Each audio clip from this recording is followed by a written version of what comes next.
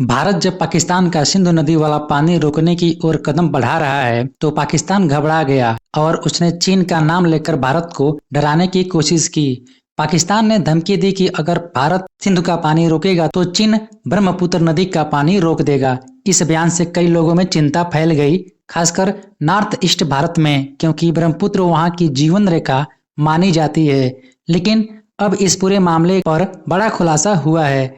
असम के मुख्यमंत्री हेमंत बिस्वा शर्मा ने सबूतों और आंकड़ों के साथ साफ कर दिया है कि चीन ब्रह्मपुत्र का पानी रोक ही नहीं सकता और अगर कोशिश भी करे तो भारत को कोई नुकसान नहीं होगा, उल्टा फायदा होगा। ब्रह्मपुत्र नदी की शुरुआत तिब्बत के इलाके से होती है, जहां इसे यारलुंग तसांगपो कहा जाता है। यह नदी मानसरोवर झील के पास चिमायायोंगडुंग ग्लेशियर से निकलती है।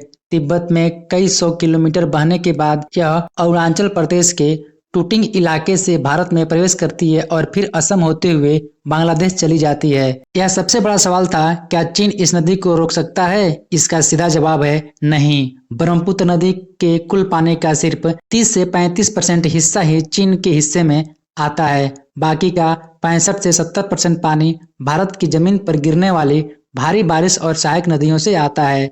भारत के अरुणाचल प्रदेश, असम, नागालैंड, मेघालय और सिक्किम जैसे राज्यों में हर साल होने वाली तेज बारिश इस नदी को भरपूर जल देती है। ब्रह्मपुत्र को भारत में कई सहायक नदियां ताकत देती है, जैसे लोहित, मानस। इसके अलावा मेघालय से निकलने वाली छोटी बड़ी नदियां कृष्णाई, दिगारू, कुल्सी आदि हैं। ये सब नदियां मिलकर ब्रह्मपुत्र को भारत के भीतर और भी विशाल बना देती है। हर साल जून से सितंबर के बीच ब्रह्मपुत्र नदी बहुत उग्र हो जाती है। इसके कारण असम और अरुणाचल प्रदेश में भारी बाढ़ आती है। लोग बेघर होते हैं, खेत डूब जाते हैं और करोड़ों का नुकसान होता है।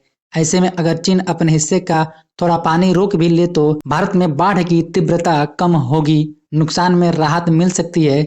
इसे एक छिपा हुआ वरदान यानी ब्लेसिंग इन डिस्गस कहा जा सकता है। भारत अब सिर्फ बातों में नहीं बल्कि काम में भी आगे है। Flood management system, river monitoring station, early warning system, छोटे छोटे डैम और बैराज तैयार किए जा रहे हैं। भारत न सिर्फ अपने पानी को पहचान चुका है बल्कि उसे स्मार्टली मैनेज भी कर रहा है। जब पाकिस्तान को अपने ही पानी की चिंता सताने लगी तो उसने चीन को आगे करके भारत को डराने की कोशिश की, लेकिन इस बार यह चाल उल्टी पड़ गई। भारत न केवल तैयार है बल्कि जवाब देने में भी आगे है।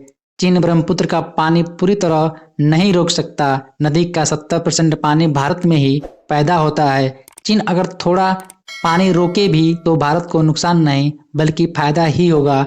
भारत की तैयारी और नीति स्पष्ट है।